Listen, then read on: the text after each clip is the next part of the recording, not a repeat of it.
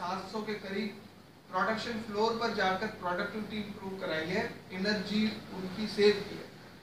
Direct उनकी profitability आपको पता है गैस और बिजली के बिल कितने महंगे होते हैं, 10% से लेकर 20% तक। ऑटो सेक्टर में, फाउंड्री सेक्टर में, प्लास्टिक सेक्टर में, टेक्सटाइल सेक्टर में हमने ये डायरेक्ट, हमारे साथ इसमें जर्मन एक्सपर्ट भी शामिल थे, जापानीज एक्सपर्ट भी शामिल थे। एक फैक्ट्री में हम 1 साल के दौरान कोई 30 दिन जाते थे, पहले हम गए 4 दिन, फिर 2 महीने बाद 4 दिन, इस तरह हमने ये एफर्ट्स किए हैं। तो ये डायरेक्ट उनकी प्रॉफिटेबिलिटी में उन्होंने जो इंक्रीज आया है। तो मैं ज़्यादा टाइम नहीं देना चाहूँगा आज